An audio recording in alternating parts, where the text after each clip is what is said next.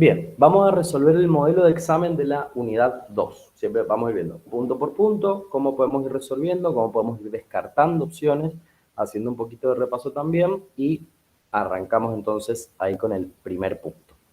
¿Qué nos dice? ¿Qué es correcto respecto a la configuración electrónica del cloro? Y nos da el Z del cloro, que es muy importante porque a partir del Z, que es el número de protones, nosotros sabemos que en el estado fundamental el número de protones es igual al número de electrones. Por lo tanto, ya podemos arrancar la configuración electrónica sabiendo que el cloro tiene 17 electrones. Y al hacer la configuración, va a poder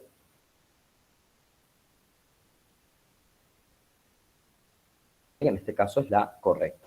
Entonces vamos viendo las opciones. Nos dice, su configuración electrónica corresponde a un elemento de transición, hay 11 electrones en tal subnivel. Bueno, entonces, ¿qué tenemos que hacer? Y sí o sí tenemos que hacer la configuración electrónica para poder responder las preguntas. Entonces arrancamos, siempre con el diagrama de Moler a mano, vamos viendo cómo se va llenando correctamente todo el átomo para tener siempre todo bien ordenado. Entonces, vamos ahí, dice 1s2, 2s2, ahí ya llevo 4 electrones, 2p6, ahí llevo 10, después tengo 3s2, ahí llevo 2 electrones, y por último 3p. Ahí ya completé la configuración electrónica del cloro con sus 17 electrones. Entonces, vamos viendo ahora las opciones que me van marcando.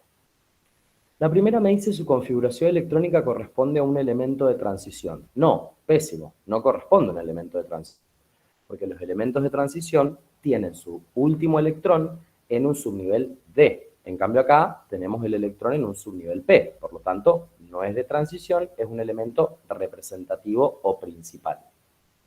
Después la opción B me dice, en total tiene 11 electrones repartidos en dos subniveles D. Y no, tampoco, porque no hay ningún subnivel D. O sea que la opción B ya la tachamos, está pésima. Después la C me dice, hay 6 electrones que se encuentran en 3 orbitales S.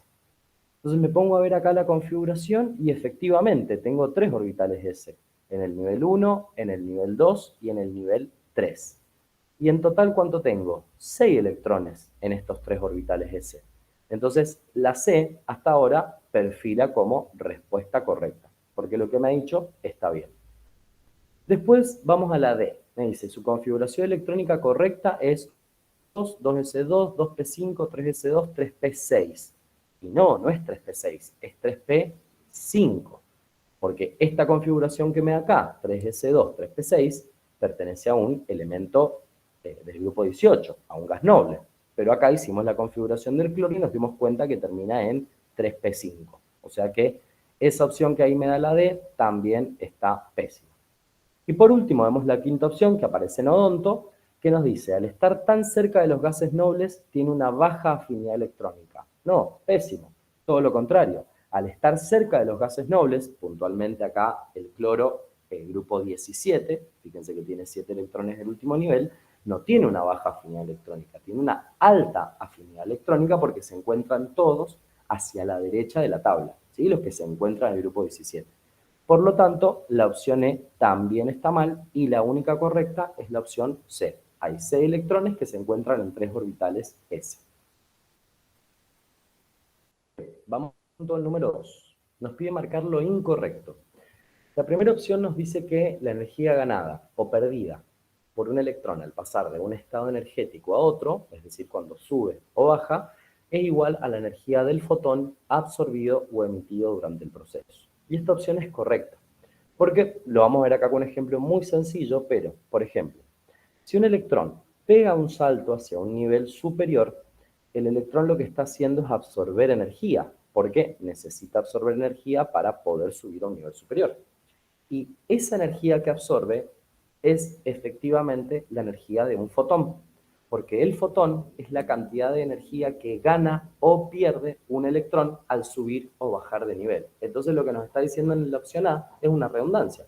Nos está diciendo la energía ganada o perdida por un electrón al saltar de un nivel a otro es la energía ganada o perdida por el electrón. Es decir, es lo mismo. Por lo tanto, la opción A es correcta. No la tenemos que marcar. Después la B nos dice, los estados energéticos de átomos pueden describirse mediante grupos de números cuánticos. Y es cierto, los números cuánticos son un grupo de números que son secuencias que nos describen los niveles del átomo. Nivel, subnivel, orbital, giro. ¿Sí? Así que esa opción también es correcta. Después me dice, los protones y los neutrones residen juntos en el núcleo.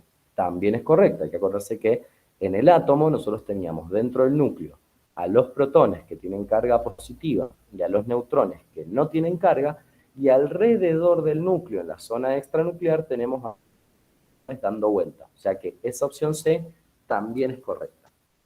Y por último me dice, Heisenberg postuló que puede determinarse con precisión y simultáneamente velocidad y posición de un electrón. Y eso está mal, pésimo. ¿Por qué? Porque Heisenberg lo que nos dice en el principio de incertidumbre es que no se puede determinar al mismo tiempo, es decir, no se puede determinar simultáneamente la posición y la velocidad de un electrón.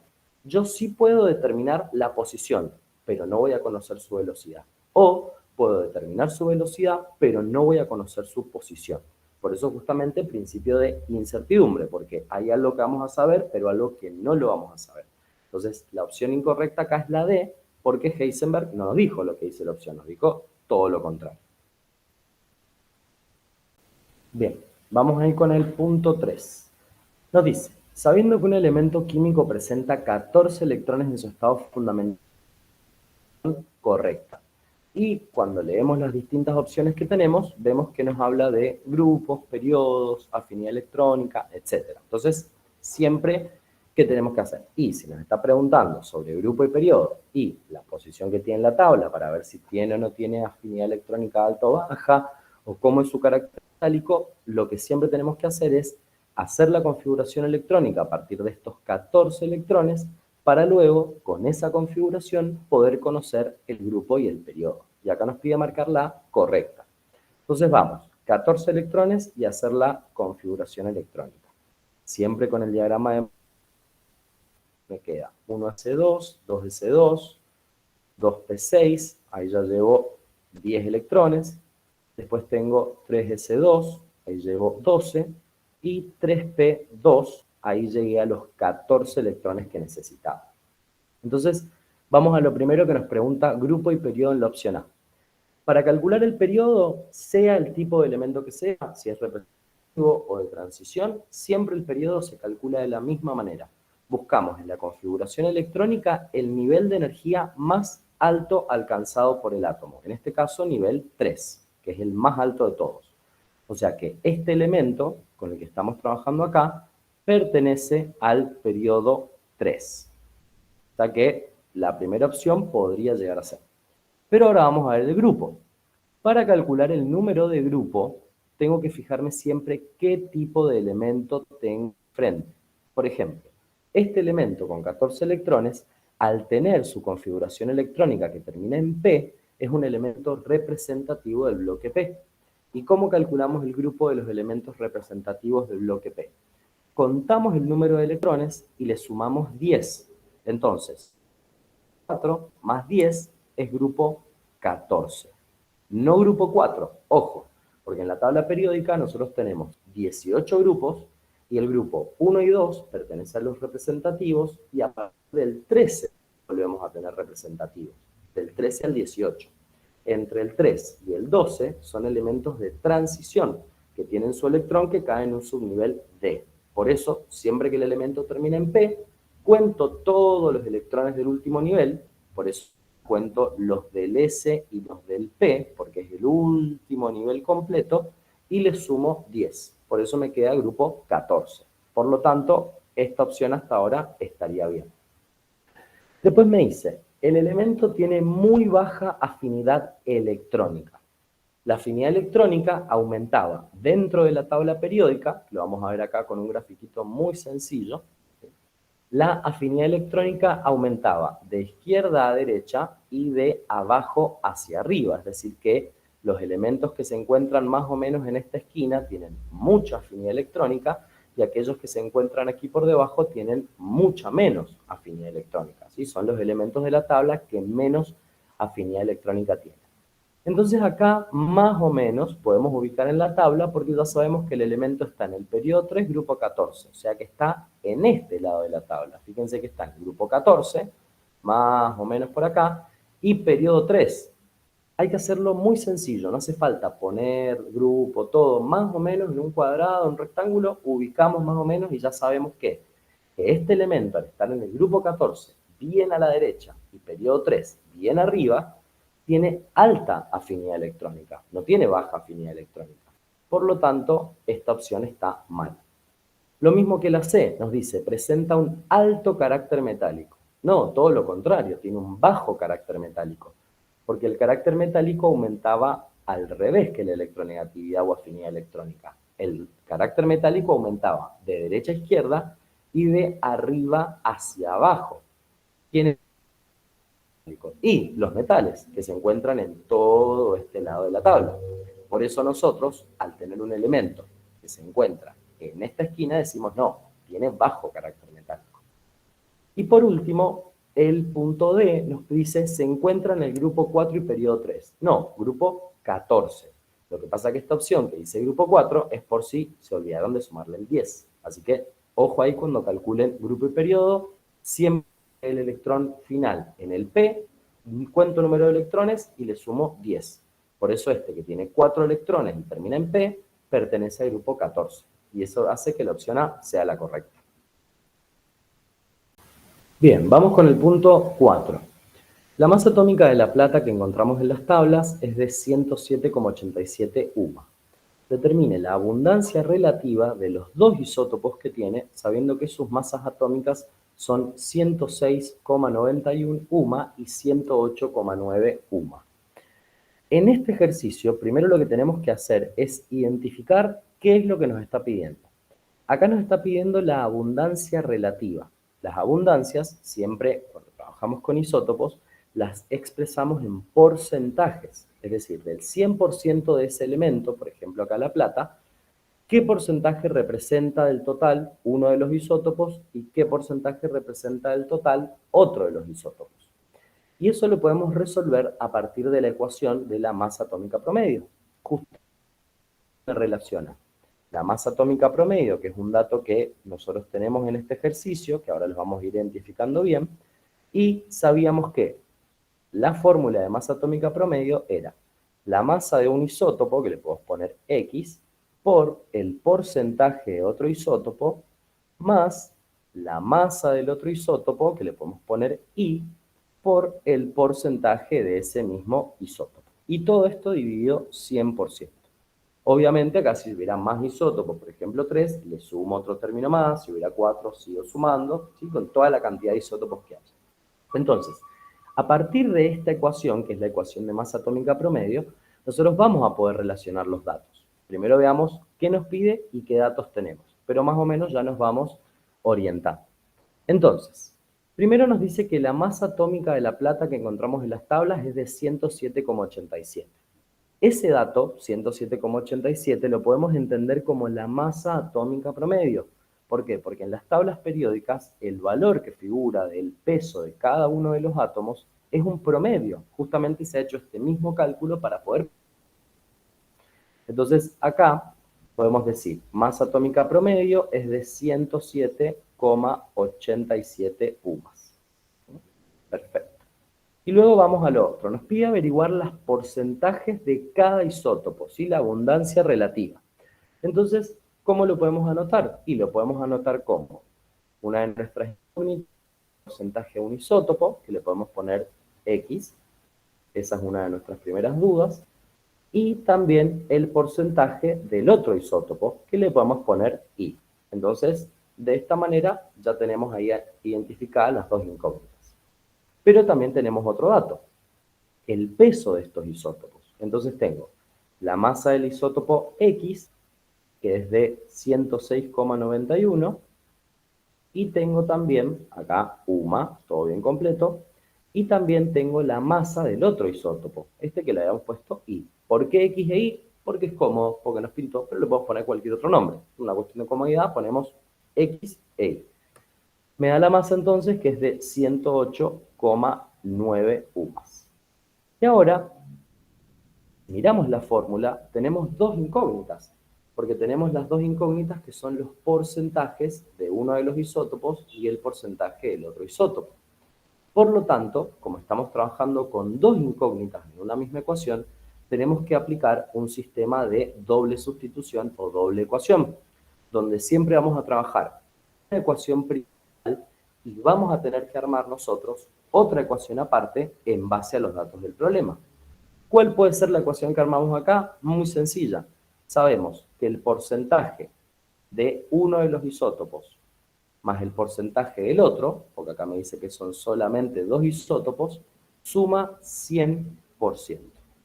Entonces, ¿qué hago ahora? Elijo cualquiera de los dos, por ejemplo, X. Entonces, despejo X y me queda el porcentaje de este isótopo es igual a 100% menos el porcentaje de Y. Acá entonces ya logramos armar nuestra primera ecuación y la vamos a reemplazar acá, porque miren lo que pasa cuando reemplazamos. Desaparecen las dos incógnitas y me queda una sola. Si yo ahora voy reemplazando acá con los distintos datos, tengo masa atómica promedio, que siempre nos conviene primero escribir todo con símbolos, despejar y luego recién reemplazar con los valores. Porque si empezamos desde una ya reemplazando con los valores, probablemente en el segundo paso la coma se nos vaya a correr o nos olvidemos de anotar algo, entonces siempre es más cómodo con los símbolos primero. Entonces tenemos masa, que es un dato que tenemos ahí, ¡pum!, por el porcentaje de X. Pero el porcentaje de X ya lo despejamos acá, a que es igual Y a 100 menos Y. Entonces, tenemos 100 menos Y. O sea que ahí ya tenemos esa primera partecita. Luego seguimos copiando masa del isótopo Y por el porcentaje. Y fíjense ahora qué pasó. Tengo una sola incógnita, que es Y. Entonces me simplifica muchísimo todo, porque ahora directamente lo que hago es ir reemplazando con los distintos valores para poder llegar al resultado que quiero. Entonces, antes de correr vamos a ir copiando. Tenemos acá masa atómica promedio. Tenemos 107,8. Vamos a poner acá 107,87. Es igual, y ahí vamos reemplazando con los distintos valores. Tenemos masa de X es 106,91, entonces lo anotamos por, acá tendríamos que hacer enseguida una distributiva, ahí 100 menos X, más la masa de Y, que es 108,9, por el porcentaje de Y. Esto dividido 100, que si quieren ya lo podemos directamente pasar para el otro lado multiplicando, si nos vamos ahorrando un pasito. Entonces ahora ya podemos empezar a resolver. Primero hacemos 100 por 107,87, ahí guarda con los decimales y con las comas, y eso nos da 10.787. Entonces vamos copiando ahí los números. Tenemos ahí 10.787. Luego, 106,91 por 100. Entonces vamos resolviendo. Hacemos 106,91 por 100 nos da 10.691. Ahí tenemos, 10.691. Luego, 106,91 por menos Y, entonces me queda menos 106,91 de Y. Y luego, 108,9 de Y.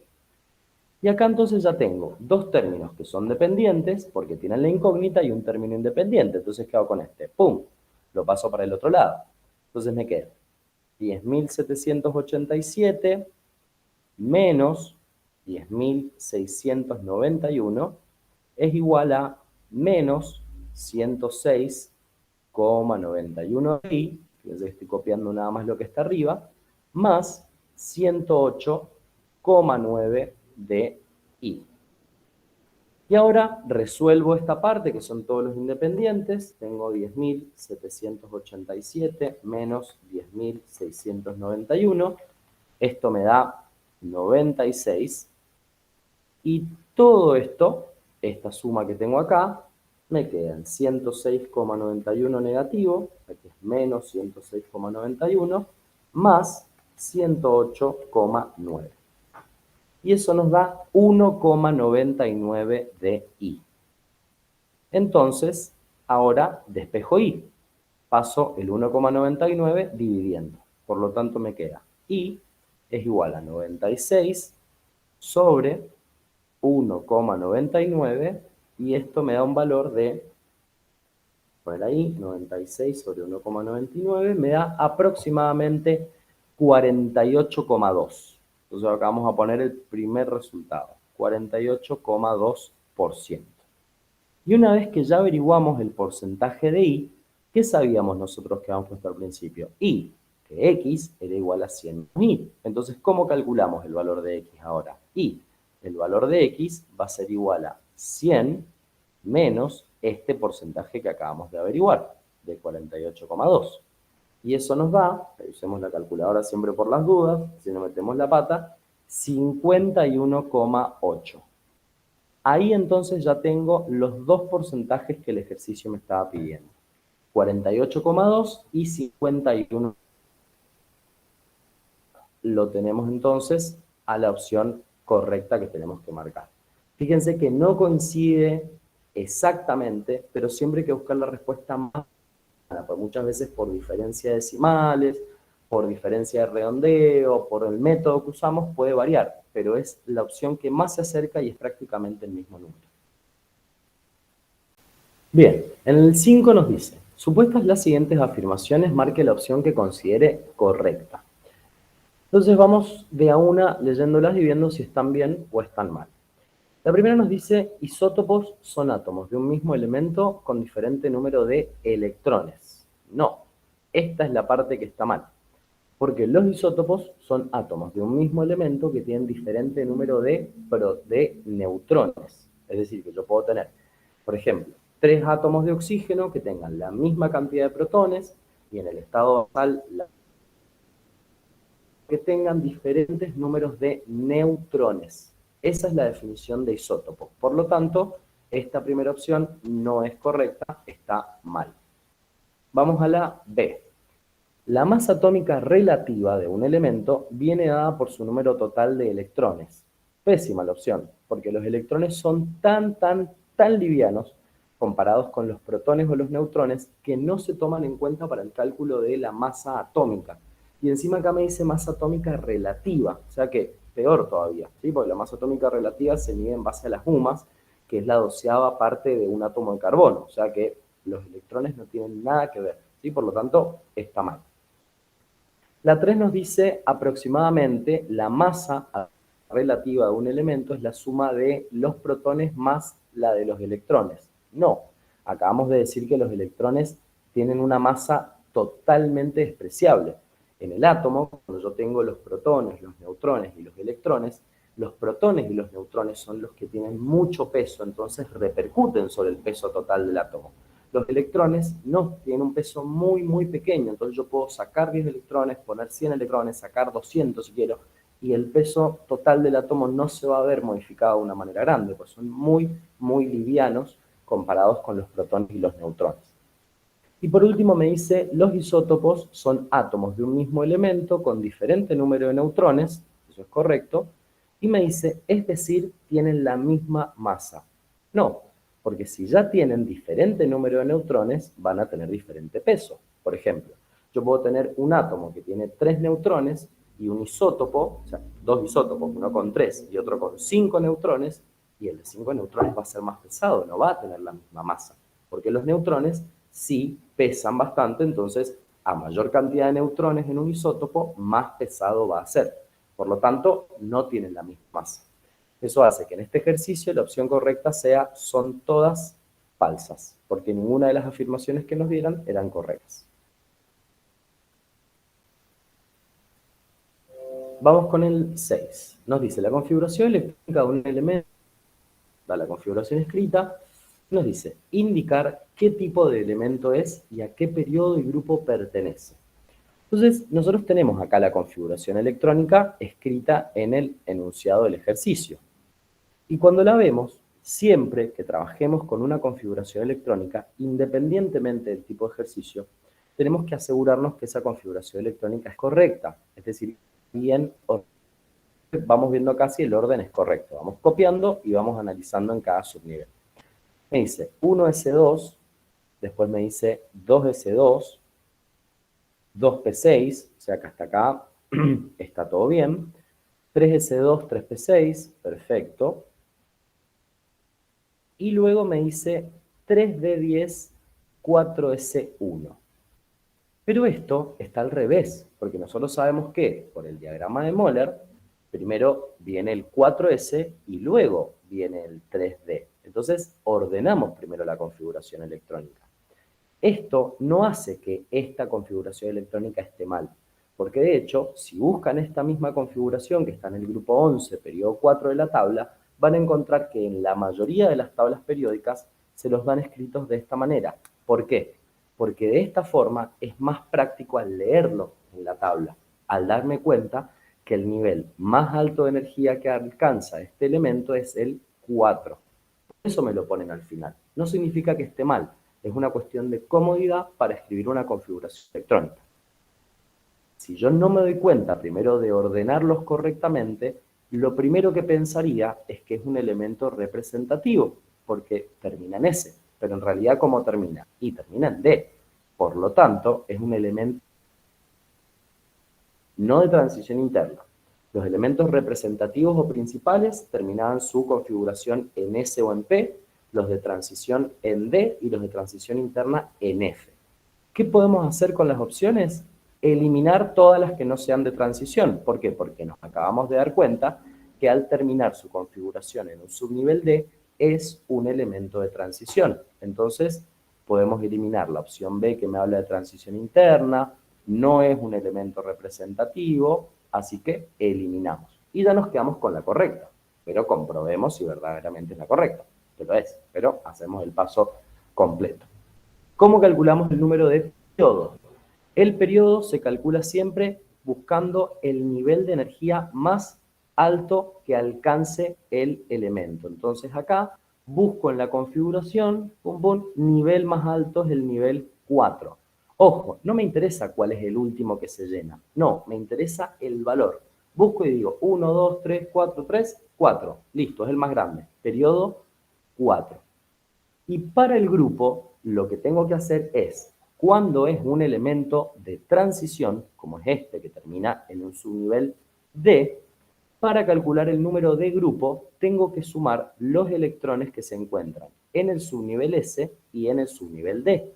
Por lo tanto, si sumo acá estos electrones, me termina dando 1 más 10, 11. Por lo tanto, este elemento pertenece al grupo 11. Y eso hace que la opción correcta sea la primera, que me dice es un elemento de transición del periodo 4 y del grupo 11. Y nos pregunta cuántos orbitales desapareados tiene un elemento con Z igual a 33. Para resolverlo vemos que el Z es el número de protones, número atómico, y que en el estado fundamental es igual al número de electrones.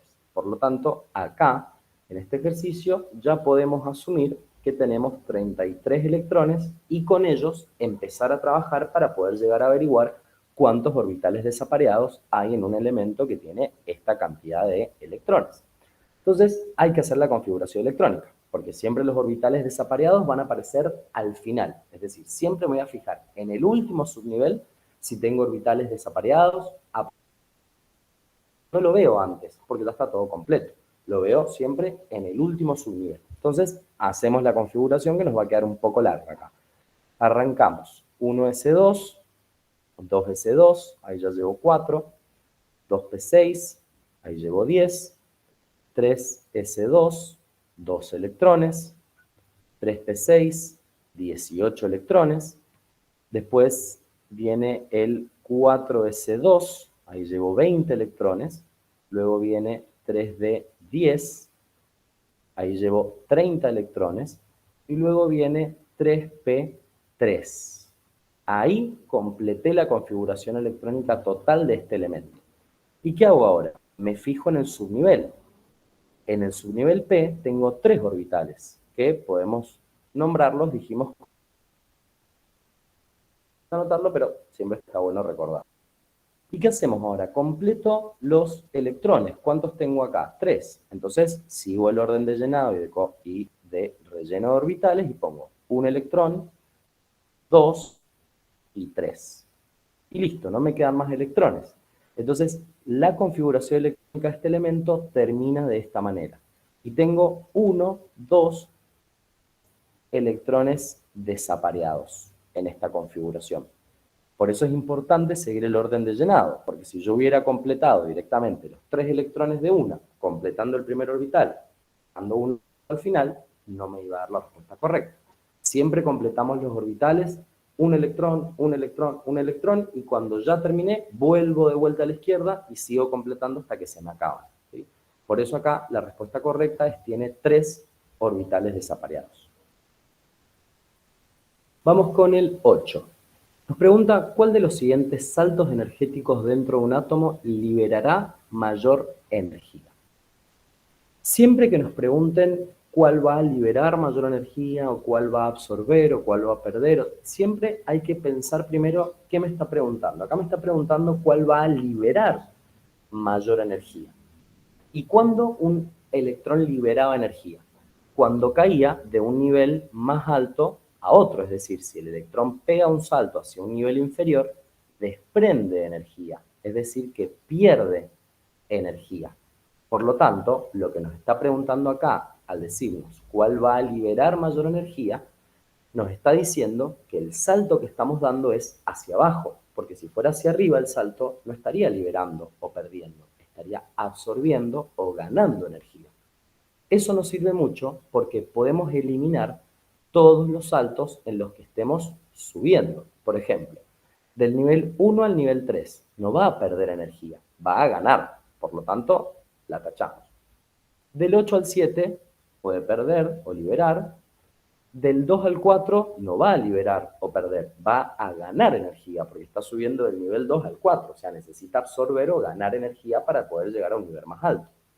Y luego me dice del nivel 5 al 2, que está bajando, así que es correcto, lo podemos considerar. Ahora, para resolver este tipo de ejercicios no hace falta saber el valor de la energía, hacer cálculos, no, nada. Simplemente hay que acordarse que cuando yo tengo los distintos niveles de energía, acá vamos a poner el nivel 1, que está bien pegado al núcleo, luego tengo el nivel 2, y a medida que voy alejándome del núcleo, la diferencia de energía entre nivel y nivel se va haciendo cada vez más pequeña. Entonces, la diferencia de energía que hay entre el nivel 5 y el 6 es mucho más pequeña que la que hay entre el 1 y el 2. Y, por ejemplo, entre el 7 y el 6 es mínima comparada con el 3 y el 2, por ejemplo. Es decir, a medida que me voy acercando, me voy alejando del núcleo, perdón, es como si fuéramos subiendo una escalera y cada vez los escalones se van haciendo más pequeñitos a medida que voy aumentando la altura. Veamos acá. Muy sencillo. Grafico esto y más o menos voy comparando. Acá me hice un salto del 8 al 7. Bueno, veamos más o menos cuánta energía vamos a liberar. Y solamente este poquito de energía. En cambio, en un salto del 5 al 2, miren toda la energía que vamos a liberar. Muchísimo más grande. Por lo tanto, la respuesta correcta acá es la opción que dice del nivel 5 al 2, porque es cuando más energía libero.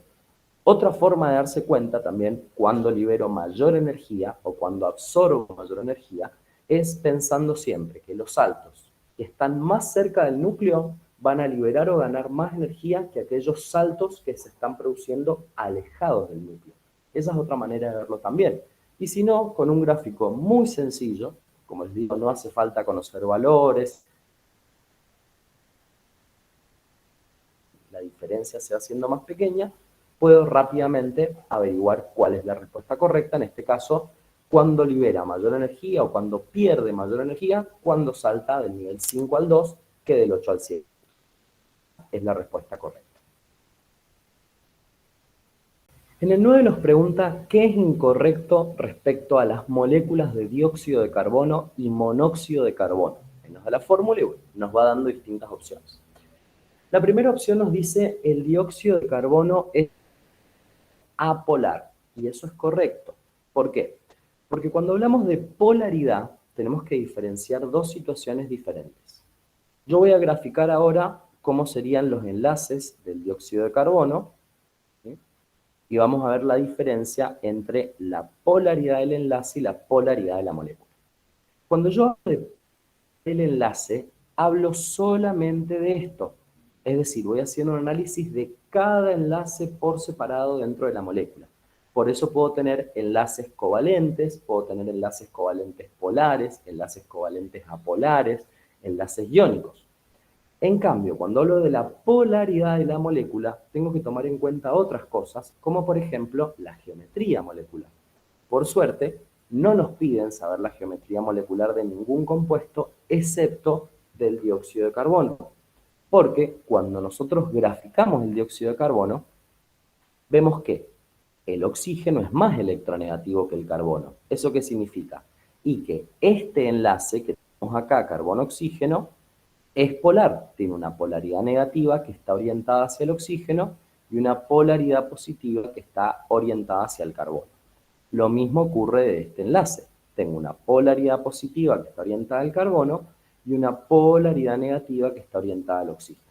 Ojo, acá no estamos hablando de cargas, no estoy diciendo el oxígeno tiene tanta carga, el carbono tanta carga. No, simplemente polaridad, como una pila, por ejemplo, que las pilas, bueno, son polos magnéticos, pero más o menos nos sirve para el ejemplo. Entonces acá estamos analizando el enlace, pero el ejercicio o la opción me dice la polaridad de la molécula. ¿Cómo analizo en el caso del dióxido de carbono la polaridad de la molécula? Muy sencillo. El dióxido de carbono tiene esta estructura porque tiene un ángulo de 180 grados. Recuerden que no hay que saberlo de otras moléculas, solo el dióxido de carbono. Y al tener ese ángulo de 180 grados, el vector que yo puedo graficar de densidad electrónica, que tengo la polaridad negativa, y el otro vector también va hacia la polaridad negativa, ¿ven? De positivo a negativo. ¿Por qué? Porque el oxígeno, al ser más electronegativo, al tener mayor afinidad electrónica, acerca a los electrones con mucha más fuerza, por eso se produce la polaridad. Y una vez que ya conozco esto, ahora pienso, son dos vectores que tienen el mismo módulo, la misma dirección, pero son de sentido contrario. Entonces, si hago o calculo la resultante de estos dos vectores, me da cero, porque se cancelan uno con el otro. Eso hace que la molécula de dióxido de carbono sea apolar, no tiene polo positivo y polo negativo. ¿Por qué? Porque las dos, ¿sí?, resultantes o los vectores que tengo hacia el oxígeno y hacia el oxígeno, ¡pum!, se cancelan, me da cero. Por eso esta opción es correcta. Me dices apolar y sí, es correcta. ¿Sí? Así que no la marco porque me pide lo incorrecto. Repito con las otras moléculas, solo hay que saberlo con la del dióxido de carbono. Entonces acá ya tenemos esta primera opción que dijimos que está bien. La segunda me dice, en la estructura de Lewis del monóxido de carbono tenemos un enlace covalente doble y un enlace covalente. Bueno, veámoslo. Tenemos la estructura de Lewis acá del monóxido, dibujamos los átomos, primero el carbono y luego el oxígeno, y según la tabla periódica en los grupos, veo que el carbono está en el grupo 14, eso significa que tiene 4 electrones en el último nivel, y el oxígeno está en el grupo 16, tiene 6 electrones en el último nivel. Entonces, el carbono necesita 4 electrones más para poder completar el octeto y necesita solamente 2. Entonces, ¿qué va a hacer el oxígeno? Le va a enfrentar al carbono 2 electrones. Y el carbono responde enfrentándole la misma cantidad de electrones. Por lo tanto, ahora, vamos a completar ahí el oxígeno, ha logrado completar el octeto. Tiene sus 6 electrones, 7, 8. Perfecto. Hasta ahí el oxígeno ha completado el octeto. Pero el carbono no. El carbono solamente tiene 4 electrones. Entonces, si yo me fijo, en este enlace que acabo de armar, llegaría a 6. Con un enlace covalente doble, llegaría a 6 electrones solamente. Entonces, en este caso, el oxígeno, como ya completó el octeto, le va a prestar estos dos electrones al carbono y va a formar un enlace dativo. Y de esta manera, va a quedar medio raro el dibujo, pero enseguida cuando grafiquemos queda un poco más claro, el carbono tiene 4 electrones, 6 y 7 y 8. Y de esa manera logra completar el octeto. Por lo tanto, en la molécula de monóxido de carbono tenemos un enlace covalente doble, que son estos dos pares de electrones que hemos visto acá, y un enlace covalente dativo, donde el oxígeno le presta dos electrones. Por lo tanto, la opción B también es correcta. Un enlace covalente doble y un enlace dativo. Luego me dice, la opción C, los enlaces carbono-oxígeno del dióxido de carbono son apolares.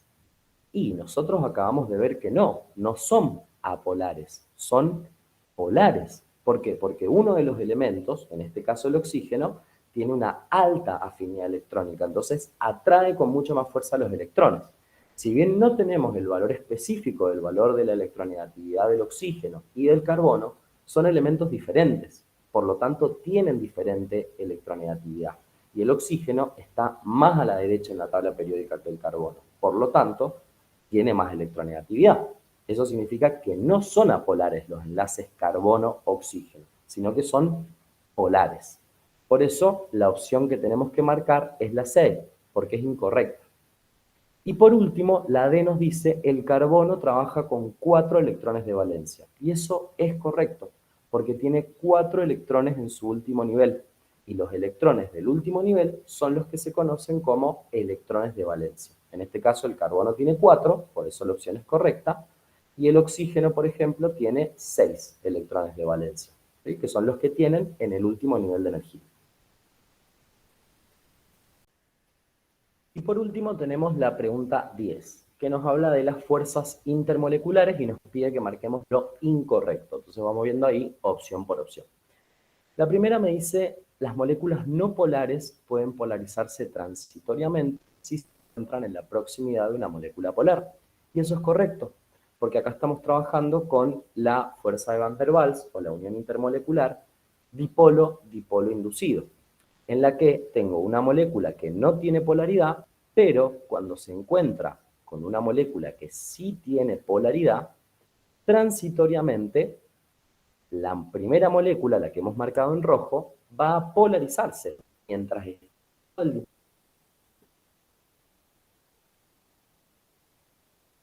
adquiere una polaridad, pero si yo la separo, se va a despolarizar, o sea, va a volver a como estaba originalmente. ¿Sí? Entonces, esta opción es correcta porque me está describiendo lo que pasa en la unión dipolo-dipolo inducido. ¿Sí? Y viene y hace que otro transitoriamente se convierta en un dipolo. Entonces, esa opción es correcta. Después, la opción B me dice, las fuerzas dipolo-dipolo se presentan entre moléculas polares. Y sí, porque yo tengo la molécula polar, es un dipolo, porque tiene un polo positivo y un polo negativo. Entonces, cuando se encuentra con otra molécula que es un dipolo, se reorganizan y quedan una al lado de la otra. Carga negativa con positiva, positiva con negativa. Por lo tanto, la opción B también es correcta. Después la C me dice, la unión puente-hidrógeno permite explicar los puntos de ebullición altos que tienen ciertos compuestos formados por hidrógeno, oxígeno, flúor y azufre. Y la opción estaría bien, de no ser por esta última, porque los compuestos que forman puente hidrógeno no tienen flúor. El flúor no puede formar puente hidrógeno. Entonces, por esa parte está mal, ¿sí? El puente hidrógeno no usa azufre, solo se puede formar con oxígeno, nitrógeno y flúor. Esos 3 elementos. Y bueno, obviamente el hidrógeno que tiene que estar presente, pero el azufre no. Eso hace que la opción C sea la que es incorrecta. Y por último tenemos opción D, un ejemplo clásico de la interacción ion-dipolo es la hidratación de un compuesto iónico, que también es correcto porque es el típico ejemplo. Por ejemplo, acá con el cloruro de sodio. Tengo el cloruro de sodio, que es un compuesto iónico, donde yo tengo catión sodio y anión cloruro o anión cloro. Como todavía no vemos nomenclatura, podemos decir anión cloro, no hay ningún problema. ¿Y qué pasa? Cuando yo disuelvo en agua, por ejemplo, el cloruro de sodio, por un lado tengo el catión y por el otro lado tengo el anión. Entonces, ¿qué va a hacer el agua, que es el dipolo en este caso? Y va a orientar su polaridad negativa hacia el catión y va a orientar su polaridad positiva hacia el anión. Y de esta manera ya queda ordenado y unido. Por ejemplo, si acá viene otra agua, va a orientar también su polaridad positiva hacia el anión y su polaridad negativa hacia el catión. Entonces, de esta manera ya terminamos de resolver el último ejercicio y vemos que la opción incorrecta que había que marcar es la C. Con esto terminamos de revisar el modelo de examen. Recuerden siempre ejemplo para el examen de la unidad 1, perdón, de la unidad 2, pero puede ser que nos encontremos con uno o dos ejercicios de la unidad anterior, que siempre está bueno para recordar lo que hemos estado viendo y saber que encadenamos los conceptos y no va una unidad completamente separada de la otra, sino que siempre hay que tratar de llevarlas juntitas. Así que muchas pilas, éxitos, a estudiar, a descansar también y que les vaya excelente en el examen la semana que viene.